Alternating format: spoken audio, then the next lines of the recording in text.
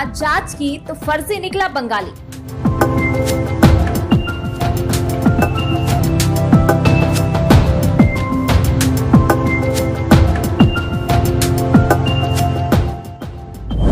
मरीजों की मजबूरियों का फायदा उठाने वाले पर प्रशासन का शिकंजा।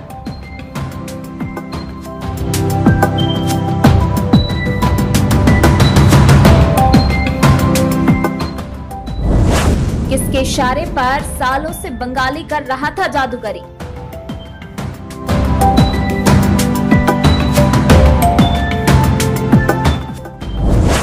कोरोना महामारी के चलते जोखिम में जान डालने का षड्यंत्र किसकी शह पर।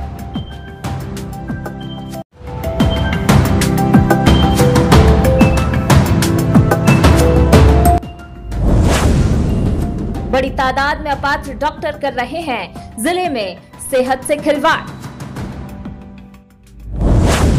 जवाबदार महकमे में गैर जिम्मेदार अधिकारी कर्मचारी।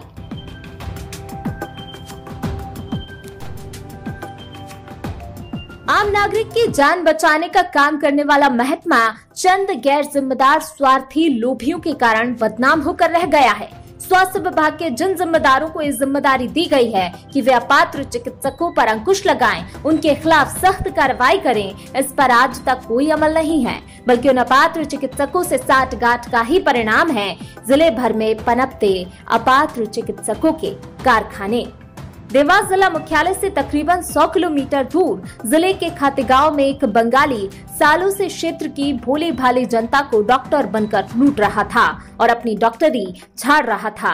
क्षेत्र के रसूखदार, जनप्रतिनिधि, समाज सेवक, बुद्धिजीवी, पुलिस, प्रशासनिक अधिकारी और निकम्मा स्वास्थ्य विभाग उससे ये नहीं पूछ पाया कि किस डिग्री के डॉक्टर हो, किस पैथी में काम कर रहे हो, किसकी इजाजत से इलाज कर रहे हो।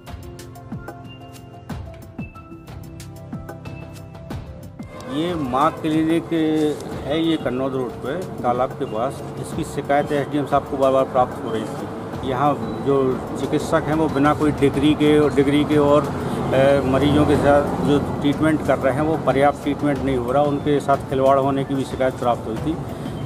एसडीएम साहब के आदेशानुसार मैं, तहसीलदार, पीएमओ साहब, नायब तहसीलदार और हमारा राजस्व पुलिस का कामला आके यहाँ पे जांच की है। जांच करने में जो अनियमितताएं पाई गई हैं, उस अनियमितता के तहत ये क्लिनिक सील की गई है और आगे की कार्रवाई एसडीएम साहब को ये जांच प्रतिवेदन प्रस्तुत किया जाएगा और जो नियमानुसार कार्रवाई होगी वो आगे की जाएगी। कोरोना की गाइडलाइन का पालन कराने के लिए खातेगांव एसडीएम संतोष तिवारी ने समस्त चिकित्सकों को थाने पर बुलवाया था, जिसमें अधिकांश चिकित्सक नहीं आए, जो अब पुलिस और प्रशासन की रडार पर हैं। बुलाए गए चिकित्सकों में मां क्लिनिक के संचालक बंगाली का नाम भी शामिल था। यह भी भय के कारण नहीं आया था। साथ ही इसके खिलाफ और भी शिकायतें मिलने पर बंगाली का क्लिनिक सील किया गया तथा संबंधित पात्रता के दस्तावेज उपलब्ध कराने को कहा गया है।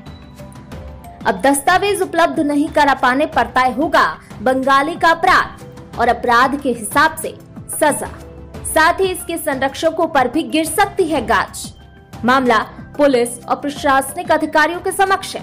बताया जा रहा है कि पूर्व में भी इस बंगाली की खूब शिकायतें हुई हैं, लेकिन ले देकर हमेशा से ही ये बंगाली बचता आया है। इस बार भी क्षेत्र की जनता यही अटकलें लगा रही है कि बंगाली देकर सम्मानित हो जाएगा, सील तोड़कर अपना कारोबार फिर से चलाएगा।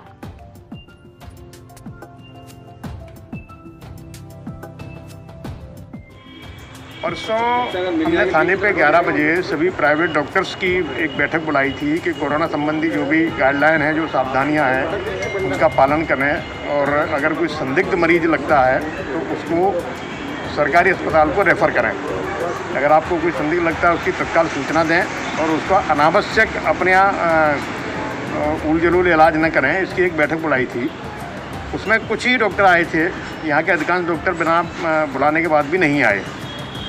इस वजह से एक मैसेज देने के लिए कि भाई आप एक तो गलत इलाज कर रहे हैं और दूसरा प्रशासन को सूचना नहीं दे रहे हैं, तो जब बुलाया जा रहा है तो आ भी नहीं रहे हैं। उस वजह से ये कार्रवाई की गई थी और बाद में पता लगा कि उसके पास प्रॉपर डॉक्यूमेंट भी नहीं है, प्रॉपर डिग्री भी नहीं है।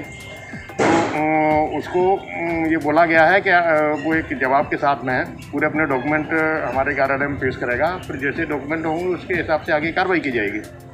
अभी क्या फिलहाल अस्पताल सील कर दिया गया है? अभी हाँ, उसी समय अस्पताल को सील कर दिया गया था और अभी भी सील्ड है। क्लिनिक का नाम क्या है? कोई बंगाली डॉक्टर करके है। ठीक है। जो इनके पास रजिस्ट्रेशन है वो बंगाल का है, 1988 का आरएमपी का रजिस्ट्रेशन है, और एमपी से जो एमसीआई से रजिस्ट्रेशन होता है वो नहीं पाया गया है। दूसरा है ये जिले से सीमेचो साहब से भी रजिस्ट्रेशन करवाना पड़ता है, वो भी नहीं पाया गया है।